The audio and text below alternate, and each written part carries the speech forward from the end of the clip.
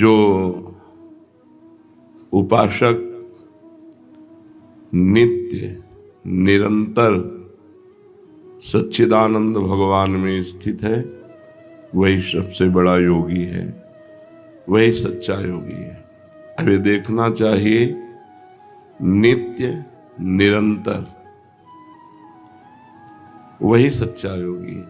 तेषाम सतत युक्ता नाम भजताम प्रीति पूर्वकम ददामि बुद्धि योगम तम ये न मामुपयांति ते। इसके आगे कुछ नहीं। सबसे बड़ा योग, ज्ञानियों से भी बढ़कर, तपस्वियों से भी बढ़कर और कर्म योगियों से भी बढ़कर के भगवान ने अपने परम प्रेमी भक्त को बताया है। हर समय भगवान का चिंतन, संसार का चिंतन असहनीय हो जाए, संसार का चिंतन अच्छा न लगे, हर समय नाम जप चल रहा है। भगवान के रूप का चिंतन, भगवान की लीलाओं का चिंतन सच्चा योग है। जीव का नित्य सत्य सच्चिदानंद रूप भगवान से नित्य जुड़े रहना। योग माने होता है जुड़ना, हर समय भगवान से जुड़े रहना। तो ये संसार असत्य है, क्षणभंगुर है, क्या ये ठीक है? हाँ, भूत काल, वर्तमान काल और भविष्य काल, तीनों कालों में इसकी सत्ता नहीं संसार की, ये स्वाप्निक है, इसलिए पूर्ण सत्य है। इसमें कुछ सार बात नहीं है, जैसे भूसी में कोई सार बात नहीं होती, ऐसे ये जो आप देख रहे हो नाना प्रकार की भोग विलासता, जैसे आपने स्वप्न में देखा तो जगह तो सार बात क्या मिली? कुछ नहीं। मरोगे तो तुम्हारे पास क्या जाएगा? अब जैसे बड़ी बड़ी बिल्डिंगें, मोटर, कार, रुपया, पैसा है, ये सब ऐसे स्वाप्निक है, इसमें कोई सत्य थोड़ी है। अभी शरीर छूट गया तो क्या लेके जाओगे? कुछ नहीं। यही बात जब समझ में आती है तो भगवान शिव कह रहे हैं, उमा कहूं मैं अनुभव अपना। भगवान शिव अपना अनुभव बता रहे हैं। सत हरि भजन जगत सब सपना। सत्य है, जितना भजन कर लो। बड़े भाग्य हैं कि आप भजन मार्ग में हैं, नहीं तो संसार मार्ग में बस उन्हीं भोगों का चिंतन, रुपया का चिंतन, परिवार का चिंतन, राग द्वेष का चिंतन, हर समय व्यर्थ समय नष्ट करना। संसार का चिंतन, व्यर्थ समय नष्ट करना, ये असत्य है, इसमें कुछ भी सत्य नहीं। इसलिए कभी उत्साह नहीं होता विवेकी जनों को, ज्ञानी जनों को, भक्त जनों को। कुछ भी मिल जाए सब छूटने वाला है यार, अभी शरीर छूट जाए तो सब छूटने वाला है, कुछ उत्साह नहीं। हाँ, ये वादा हो कि तुम मरोगे नहीं, तो भाई चलो मरेंगे नहीं, स्थायी घर बन गया और बढ़िया। अब घर बन के पुत के तैयार हुआ और प्रवेश उनका हुआ ही नहीं, घर यहीं पड़ा रहा। ये बड़ा झूठा है। उमा कहूं मैं अनुभव अपना, सत हरि भजन जगत सब सपना। वही विवेकी है जो भजन कर ले जाए, नहीं आकर्षण या इतने में ही संतोष कर लेते कि बढ़िया खाने पीने को मिल रहा, मौत से जिंदगी कट रही। नहीं, जिंदगी काटने नहीं आए हम, जिंदगी में कुछ करने आए हैं। क्या करने आए हैं? उन्नति। कौन सी उन्नति? जो परिणाम में उन्नति हो। मान लो आप यहाँ बहुत बड़े पद पर चले गए और मृत्यु हो गई तो पद भी गया। हमको वो बात पकड़नी है जो मृत्यु के बाद हमें मिले। मृत्यु के पहले तो सब झूठा है। शरीर छूटने में सब छूट जाएगा तो सब झूठा है। मृत्यु के बाद आपका कर्म आपके साथ जाएगा, अच्छा कर्म, बुरा कर्म या भजन। भजन करो तो अच्छा बुरा दोनों को मिटाकर भगवान की प्राप्ति हो गई। तो कम से कम हमसे बुरा कर्म तो न बने। तो इसके लिए हमें बुद्धि चाहिए, और बुद्धि बिना भजन के शुद्ध होती नहीं। इसलिए बड़ा कलह मचा है। जब संसार का हमें कुछ दर्शन होता है तब लगता है ऐसा संसार है, थोड़ी थोड़ी बात के लिए। दूसरा पुरुष मिल गया, पत्नी ने अपने पति को जहर खवा दिया, बड़ी चालाकी से। अगर भजन नहीं है तो बुद्धि शुद्ध नहीं है। बुद्धि जब तक भगवान के चरणों का चिंतन नहीं होगा तब तक ये नष्ट करती रहेगी। अगर भगवान का भजन नहीं है तो आप गृहस्थी में भी प्रेम पूर्वक नहीं रह सकते। वासना ही तो है। जब अपने पति में संतुष्टता नहीं तो विश्व में संतुष्टता नहीं होगी, चाहे जितना पाप कर लो। जब अपनी पत्नी में संतुष्टता नहीं तो विश्व में चाहे जितनी स्त्रियों के साथ, वो सब पाप कर्म। तो बुद्धि शुद्ध करने के लिए अगर नाम जब सत्संग है तो बुद्धि शुद्ध हो जाएगी, नहीं तो घोर अशुद्ध होती चली जाएगी। और अशुद्ध बुद्धि ऐसी जगह फंसा देगी जहां लाभ नहीं। भजन के बिना राक्षसी भाव पर शासन नहीं हो सकता, और राक्षसी भाव सबके अंदर है। सुमति कुमति सबके उर राही। सबके हृदय में सुमति है और कुमति है, सुंदर बुद्धि है और असुंदर बुद्धि, राक्षसी बुद्धि है। यदि हम सत्संग सुनेंगे, नाम जप करेंगे तो सुंदर बुद्धि की वृद्धि होगी, और वो हमको अनुभव कराएगी कि संसार में सब कुछ झूठा है। फाइनल में देखो तो सब कुछ झूठा है, लेकिन कोई मानने के लिए तैयार नहीं कि झूठा है। एक एक रुपया, एक एक वस्तु ऐसे सजो सजो के, सीमेंट ऐसी आनी चाहिए कि कल्प तक विनाश ना हो।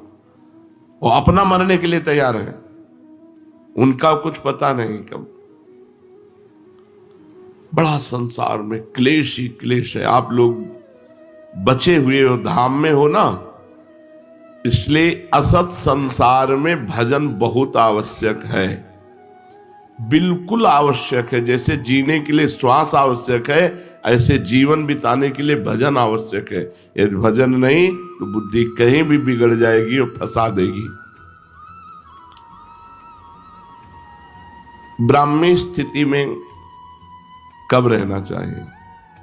अरे हर समय रहना चाहिए, क्योंकि कभी भी मृत्यु हो सकती है। ब्राह्मी स्थिति उसे कहते हैं, मैं शरीर नहीं हूं, मैं भगवान का जो स्वरूप हूं, अपने स्वरूप में स्थित रहना। न तन से न मन से किसी से कोई मतलब नहीं। भक्ति में उसी को जब भागवती की स्थिति कहते हैं, वो भगवान के चिंतन में है। हर समय भगवान के चिंतन में रहना चाहिए, नहीं धोखा है, कब मर जाए कुछ पता नहीं।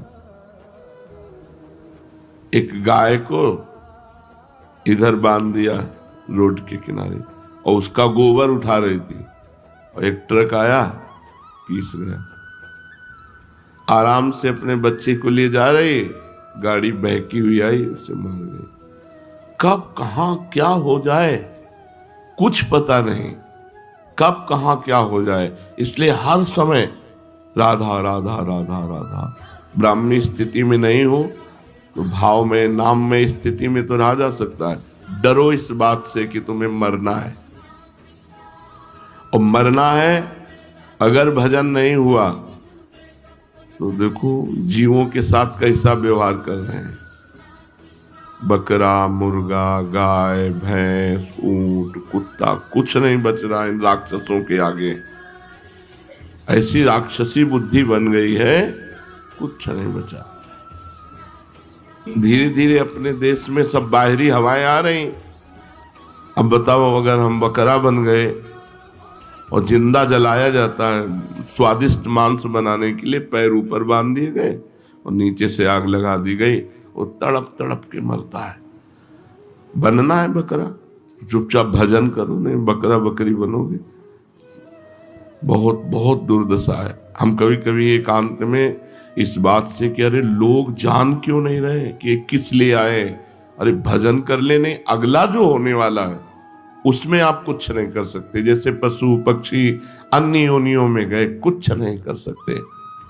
कबूतर चुन रहा है, बिल्ली दौड़ के आई, पकड़ा, एक एक पंख उखाड़ के छील के खा गई। कितना भयानक पीड़ा होती है मृत्यु के समय। वो जब जीवों को देखो, स्कूटी में जा रहे हैं, एक्सीडेंट हुआ, आते निकल के बाहर निकल के पड़ गए रोड में। बहुत विचित्र। डरो कि इस संसार में अगर भगवान का आश्रय नहीं है तो तुम कहीं ना कहीं फंस जाओगे, कहीं ना कहीं तुम पिट जाओगे, कहीं ना कहीं तुम्हारी दुर्गति हो जाएगी। इसलिए हर समय नाम जप करते रहो। ये दैवी संपदा और आसुरी संपदा कहां रहती है? बोले चित्त में रहती है। जो चित्त वासुदेव का चिंतन करता रहता है, चित्त के अधिष्ठात्र देवता भगवान वासुदेव है, उसमें दैवी संपदा वास करती है।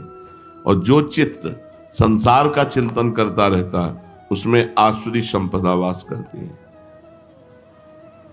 बहुत ध्यान देने योग्य बात है। चित्त का चिंतन नहीं छूटना चाहिए भगवान का। अगर चित्त का भगवान से चिंतन है तो दैवी संपदा जागृत हो जाएगी, और अगर संसार का चिंतन है तो आसुरी संपदा। आज प्रायः लोग प्रश्न करते हैं, बहुत उद्वेगित हैं, चिंतित हैं, अशांत हैं, परेशान हैं। क्यों? क्योंकि संसार का चिंतन हो रहा है। देखो 6 घंटा नींद में सोते हो तो कितना अच्छा लगता है, क्योंकि संसार का चिंतन नहीं होता। अगर जागृत में 6 घंटा संसार का चिंतन छोड़कर भगवान का चिंतन करो तो परमानंद में डूब जाओगे। संसार का चिंतन ही आसुरी संपदा है, भगवान का चिंतन ही दैवी संपदा है। सारे सद्गुण उसके हृदय में आ जाते हैं जो भगवान का चिंतन करता है। ये आसुरी संपदा और दैवी संपदा दोनों चित्त में रहती हैं। अगर चिंतन भगवान का अधिक तो दैवी संपदा जागृत हो जाएगी, चिंतन संसार का अधिक तो आसुरी संपदा जागृत हो जाएगी। बंधन और मोक्ष क्या है? संसार के प्राणी पदार्थों का चिंतन करना ही बंधन है और भगवान का चिंतन करना मोक्ष है। तुम भजन कर रहे हो, अभी मुक्त हो, हर समय भजन करो। लोग शरीर सुख के लिए परेशान हैं, और शरीर का सुख त्यागने से आनंद प्राप्त होता है, और शरीर सुख में आनंद प्राप्त करना चाहते, बस यही परेशानी है। जीते जीते सब आंखें खराब हो रही, कान खराब हो रहे, पता नहीं क्या क्या। अब तो बड़ी विचित्र समस्याएं हैं। हम सच्ची कहते हैं, हर समय मन इस बात से व्याकुल रहता है कि ये लोग जाने यार काहे को परेशान हो रहे हैं, किसमें समय बर्बाद कर रहे हैं। सबको समझना चाहिए हम आए किस लिए। एकमात्र केवल भगवान की चर्चा, भगवान का चिंतन करते हुए, सांसारिक कार्य करते हुए। बंधन क्या है? संसार का चिंतन। मोक्ष क्या है? भगवान का चिंतन। संसार के प्राणी पदार्थ में ममता ही बंधन है, और भगवान के चरणों में ममता मोक्ष है। तो ममताहीन कैसे बने? क्योंकि ममता शरीर में है, शरीर के संबंधियों में है, भोगों में है। कैसे ममता हटे? खूब सत्संग सुनो और भगवान का चिंतन करो, इसी से ममता चली जाएगी। सबकी ममता ताग बटोरी, मम पद मने बांधी बर डोरी। भगवान की यदि चर्चा सुनोगे तो सब झूठा लगने लगता है। हम आपको सच्ची कहते हैं, आज तक हमें कभी ये नहीं दिखाई दिया कि ये हमें प्यार करता है। जहां कहीं लगा तो उत्तर में हमने देखा कि वो अपने लिए हमें प्यार करता है, हमारे लिए हमें प्यार नहीं करता। जैसे बहुत रोना धोना कोई करे, बहुत प्यार दिखा रहा, तो मन कहता है आपको प्यार करता है, तो भगवान कहते रुको हम परीक्षा लेते हैं। और जहां उसके प्रतिकूल थोड़ी सी बात हुई, बस उसका चेहरा सामने आ गया। अरे ये तो हमारे, अच्छा ये प्यार था, बस समझ में प्यार नहीं। वो अपने लिए हमसे प्यार कर रहा है, हमारे लिए सिर्फ हमारे भगवान प्यार करते हैं, हमारी प्रिया जो प्यार करती है। सब अपने लिए प्यार करता है। आपके लिए बहुत बढ़िया जूता लाए हैं, क्योंकि आप जूता पहनेंगे तो हमें पुण्य होगा, हमारे पाप नष्ट होंगे, हमारा मंगल होगा। तो हमें प्यार से जूता थोड़े पहना रहा है, व्यापार से जूता पहना रहा है। मेरे प्रभु के पैरों में कहीं कुछ लग न जाए, वो भाव ला करके। कहीं सुकृत की बात ही नहीं आई कि पुण्य मुझे कोई लाभ मिलेगा, बात ही नहीं आई, ऐसा कोई नहीं। वो तो केवल भगवान ही है। आज तक हमें समझ, हमको सब नाटक लगता है। जब कोई, बहुत बार देखा है, बहुत बार, हजारों बार, लाखों बार देखा है। अब बचपन से बाबा जी तो कोई तुम्हें थोड़ी श्रद्धा कर रहे हो, लाखों श्रद्धालु मिले, लाखों, ऐसे कि आप देखते रह जाओ कि क्या श्रद्धा है। पर अपने पास ऐसी छुरी रही है कि जहां परखी लगाई और देखा कनेक्शन गलत, तो छुरी से काट दिया। तुम विवेक के बिना फंस जाओगे, और विवेक है पहचान। जब हमसे किसी ने प्रेम करने की चेष्टा की तो हमने उल्टा किया है। इसके आगे कोई टिका नहीं होगा। टिक जाए तो जहां हम है वहीं वो पहुंच जाएगा। टिक जाए केवल, कोई विरला प्यार करने वाला मिलेगा। जैसे संदीपनी जी अपने गुरु को प्यार किए, वो दंडता करते, मारते, पीटते, सब करते, पागल वाला रोल करते, सब भग गए, वही केवल। उन्होंने पूछा कि बेटा तुम क्यों नहीं गए? उनका गुरुदेव आपको स्नान कौन कराता, आपको भोजन कौन कराता, भिक्षा मांग के ला के आपको भोजन। तो हमने आपके साथ उपद्रव नहीं किया। बोले किया गुरुदेव। तो बोले बुरा नहीं लगा? बोले मेरा कुछ है नहीं गुरुदेव, ये शरीर तो आपका है, सब कुछ आपका है। उनके आंसू भर आए और कहा बेटा मैं आशीर्वाद देता हूं, जगत गुरु तुम्हारा शिष्य बनेगा आगे। तो संदीपनी जी ऊंचे आसन में बैठते और भगवान द्वारिकाधीश नीचे बैठते। भगवान श्री कृष्ण उनके शिष्य हुए। ममता गुरु चरणों में या इष्ट में, जब खूब सत्संग सुनोगे, खूब नाम जप करोगे और भगवान से प्रार्थना करो कि हमारी ममता को आप घसीट लीजिए, अपने चरणों में लगा लीजिए। ये ममता ही तो जहर है। इन सब संबंधों में ये आसक्ति ममता ही जहर है। ममता निकल जाए, जहर निकल जाए, फिर व्यवहार करो, कोई परेशानी नहीं। अब हमें, आपको सच्चे कहते हैं, जैसे लाखों लोग मिलते हैं सब ऐसे, हमें थोड़ी लगता है कि हमारे लिए मिलते हैं, सब अपने लिए मिलते हैं। विवेक ऐसा प्रवीण है वो हाँ भाई क्या है, कृपा कर दो। इसलिए कोई कुछ बात, कोई कुछ बात, कोई तो अपनी बात के लिए तो रो रहा है, वो हमारे लिए थोड़ा रहा है। जैसे कोई रो के आए तो क्यों रो रहे हो? भगवान आपको स्वस्थ रखे, श्री जी आपको दर्शन दे, श्री जी आपको दुलार करे, ये हम चाहते हैं। तो समझना ये बात, ये तो कोई नहीं कहेगा। अगर ये कहेगा कि आप जब चले जाओगे तो हमारा क्या होगा, वो अपने लिए रो रहा है। आप हो तो भजन सत्संग सुनने को मिल रहा है साथ में, हमारा क्या होगा? ये नहीं होना। हमारा शब्द गायब हो जाए। हम आपको सुखी देखना चाहते हैं, आपको प्रसन्न देखना, ये प्रेम है। प्रेम कहीं बिरला ही होता है, इसीलिए कहीं लगाव नहीं, कहीं लगाव नहीं। जैसे कोई बहुत प्यार से देखने की चेष्टा करता है, अपने सुख के लिए करता है। हमें प्यार तो सिर्फ हमारी लाडली जो करती है, हमारे प्रभु करते हैं। सच्ची कहता हूं, प्रभु कहते हैं। बहुत देखा है, बहुत देखा है, बहुत देखा है, बार बार कर। अच्छा ये हम क्यों बता रहे हैं तुम्हें? तुम ये ना मान लो कि तुम्हें कोई प्यार कर रहा है। रंग बदलते देखा है, रंग बदलते देखा है। एक क्षण कुछ और दूसरे क्षण कुछ और। तो अपने लोग कोई संसारी आदमी थोड़ी हैं कि हम तुम्हारे, जब तुम प्यार कर रहे थे उसको तौला और जब तुम वार कर रहे थे वचन का उसको तौला। ये वही है जिससे कभी प्यार शब्द हो ही नहीं सकता, केवल प्रभु से। और चूक स्वार्थी पुरुषों में होती ही है, और परमार्थी पुरुष में प्यार नहीं होता और समानता होती है। जैसे आप परमार्थ में चल रहे हो तो जो मैं हूं वही तुम हो, तुम हो वो मैं, इससे ज्यादा प्यार और क्या हो सकता है।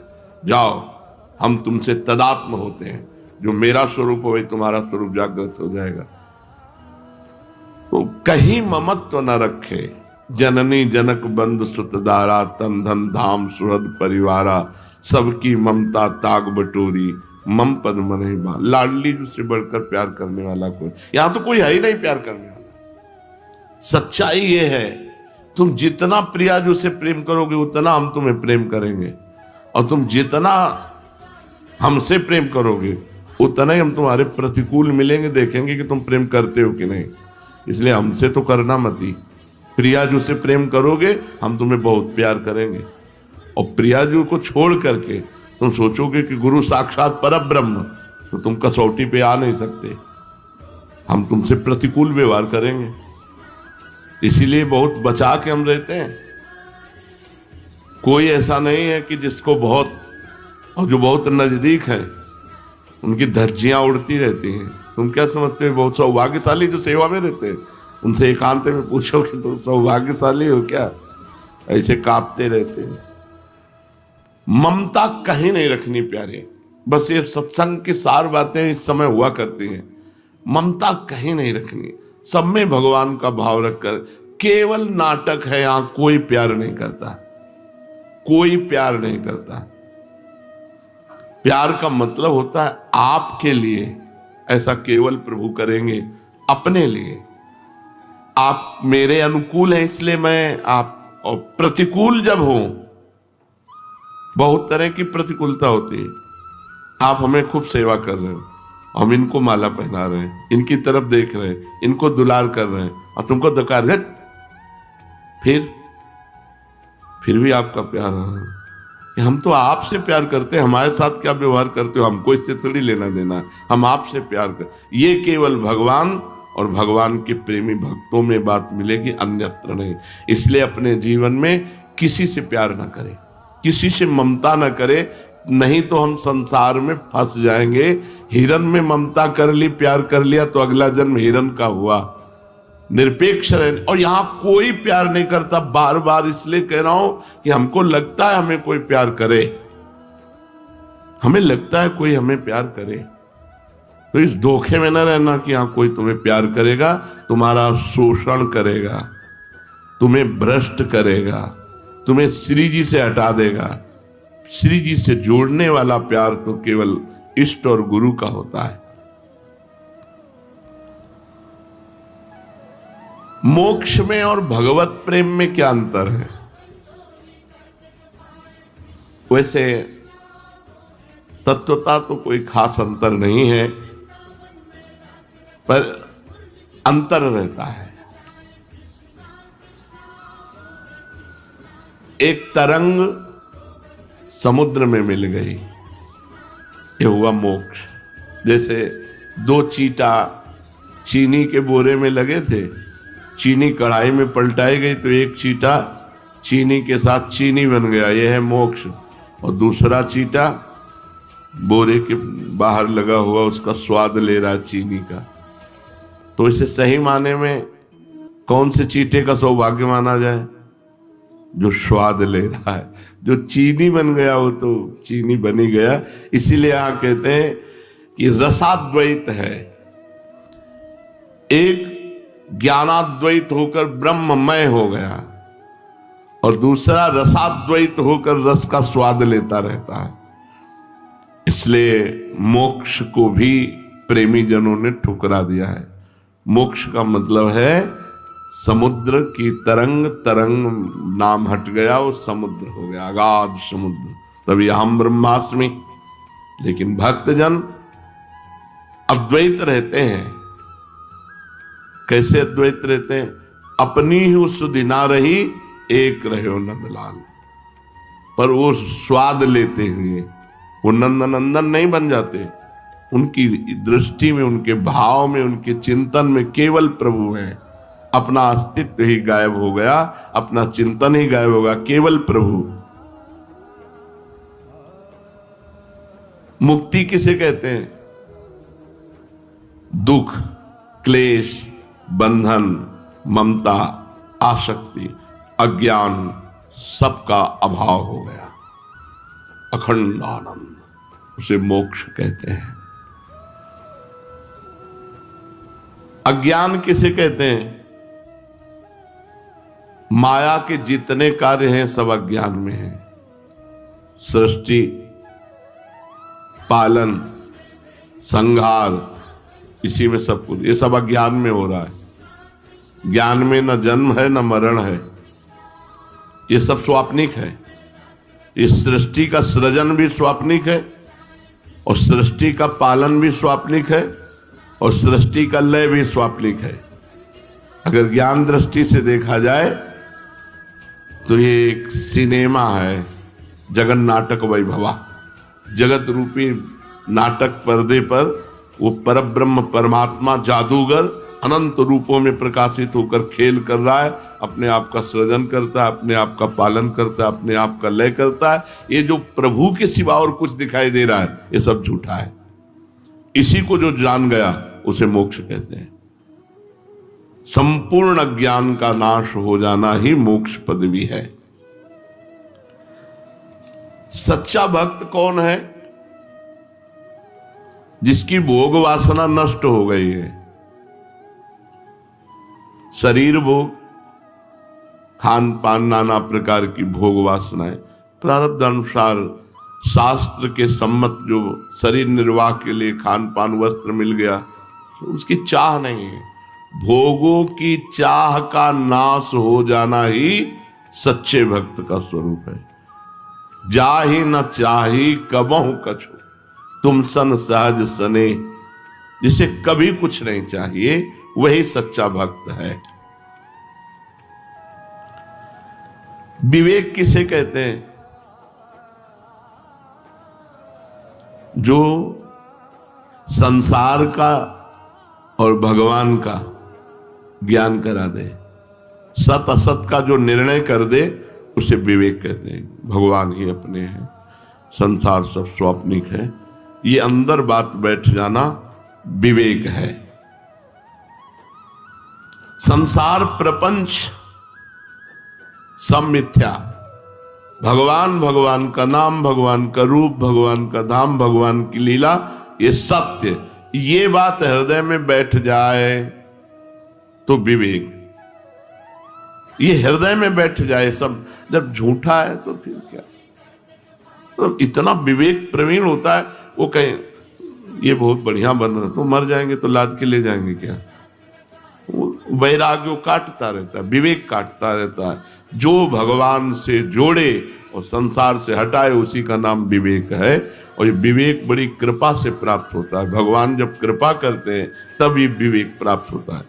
क्या होगा? हम अभी से आप 5 मिनट खा लेते हैं, फिर क्या होगा? फिर वही अशांति। हम 5 मिनट भोग लेते हैं, फिर वही अशांति। होगा क्या? परिणाम क्या होगा? इसलिए भोगना ही नहीं, इसलिए खाना ही नहीं। जो प्रारब्धवशात शरीर पोषण के लिए बस वैसे निरपेक्ष होकर डाल ले, हर समय नाम जप। विवेक जब जागृत हो जाएगा तो कहीं अच्छापन नहीं रह जाएगा। बुद्धि को ही विवेक कहते हैं या कोई और चीज होती है? तो बोले बुद्धि जब शुद्ध हो जाती है तो उसका नाम विवेक हो जाता है। शुद्ध बुद्धि का नाम विवेक है और अशुद्ध बुद्धि का नाम अविवेक, अज्ञान है। कब हम जाने कि विवेक जागृत हो गया हमारे? जब मनुष्य एकमात्र केवल भगवान की चाह से युक्त हो जाए, क्योंकि सत्य वस्तु भगवान है, मुझे भगवान चाहिए, और उनकी प्राप्ति के लिए दौड़ पड़े। नाम जप, वाणी पाठ, ठाकुर सेवा, किसी से कोई मतलब, तब जानना चाहिए विवेक जागृत हो गया। जब केवल भगवान की प्राप्ति के लिए, ये विवेक बस बहुत बड़ा धन है। एक बार जागृत हो जाए विवेक, आपका काम हो गया। वो आपको फंसने नहीं देगा। ऐसी कैंची रहती है, हर समय काटता रहता है, हर समय काटता रहता है। बहुत बहुत कृपालु भगवान कृपा करते हैं तब विवेक होता, पर ये बिना सत्संग के होता नहीं है। बिन सत्संग विवेक न होई, राम कृपा बिन सुलभ न सोई, होए विवेक मोह भ्रम भागा, तब सब विषय विलास विरागा। अपने आप संसार से छुटकारा मिल जाए यदि विवेक में। भगवान से प्रार्थना करना चाहिए कि मुझे विवेक प्रदान करो। जब मनुष्य केवल भगवान के लिए तड़पने लगता है तब सच्चा विवेक माना जाएगा। रात दिन भजन केवल भगवान के लिए। विवेक का संरक्षण कैसे करें? अगर जागृत हो गया है तो हम अपने विवेक को बढ़ाएं और बचाएं कैसे? तो बोले दिए हुए विवेक से बुरे आचरण न होने पावे। यदि विवेक जागृत हो गया कि सब झूठा है तो होश में, ये भी बलवान है, काम क्रोध लोभ मोह मद मत्सर, झूठा कहते रहोगे वही पहुंच जाओगे। बहेलिया आएगा जाल बिछाएगा दाना डालेगा चुगना नहीं। एक संत ने सिखाया पक्षियों को, वो सब पक्षी जाल में फंसे थे, वो कह रहे थे बहेलिया आएगा जाल बिछाएगा दाना डालेगा चुगना नहीं। तो संत निकले उनका, मूर्खो ये हम तुम्हें गाने के लिए नहीं सिखाया था, ये तुमको सिखाया था कि बहेलिया आएगा जाल डालेगा। तो हम लोग ऐसे ही है, ये सब झूठा है। अवसर मिलने पर, तो बोले अवसर मिलने पर गलत आचरण ना करो तो आपका विवेक बढ़ेगा और आपका विवेक सुरक्षित रहेगा। और विवेक का सदुपयोग करो, भगवान की जितनी तरफ आगे बढ़ सको, भगवान के मार्ग में बढ़ सको। जब कोई इस संसार में रहता है, सबके बीच में रहता है, तो भोगों के बिना रह कैसे सकता है? अब संसार में ही रहना है, सब स्त्री पुरुष सब ऐसे, कैसे भोगों के बिना कैसे रह सकता है? यही तो विवेक का असली कमाल है। यही विवेक का असली कमाल है कि भोगों के बीच में भी रहते हुए तुम्हें भोगी नहीं योगी बना देगा। नहीं, रुचि ही नहीं रहेगी, ऐसे हो जाएगा। जैसे वो कोई बमन देखे, उल्टी देखे तो कैसा लगता है? सोच देखे तो कैसा लगता है? मलवत भोगों का त्याग, वमनवत भोगों का त्याग और विश्ववत भोगों का त्याग, ऐसा शास्त्रों में आया है। तो जो रमा विलास राम अनुरागी, तजत बमन जिम जन बड़ भागी। विषय भोगों के बीच में रहते हुए अच्छी नहीं, परम पवित्र शरीर, परम पवित्र विचार, क्योंकि विवेक है ना, वो छूना भी नहीं चाहता किसी को, किसी भोगों की तरफ बात जाने दो। ये पवित्रता जरूरी है। जितना आप निरपेक्ष रहेंगे तो आपका मन पवित्र होगा, और जितना आप अस्पृश्य रहेंगे, छुएंगे नहीं, तो तन पवित्र रहेगा।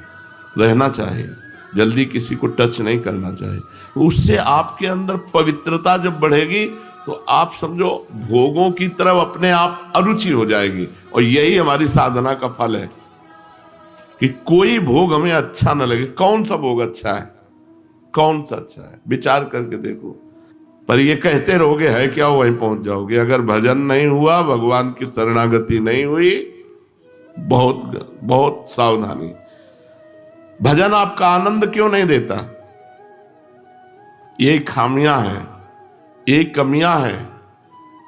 आप एकांत में अपने चरित्र को अपवित्र कर दो और खूब माला चलाओ तो आपको भगवदानंद अनुभव नहीं होगा।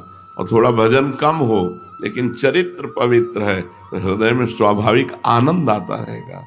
अगर आप भी प्रेमानंद जी महाराज के भक्त हैं और हमेशा उनके नाम का स्मरण करना चाहते हैं तो यह काउंटर आपके लिए बहुत उपयोगी है। इसका लिंक डिस्क्रिप्शन में है, अभी जाकर देखिए।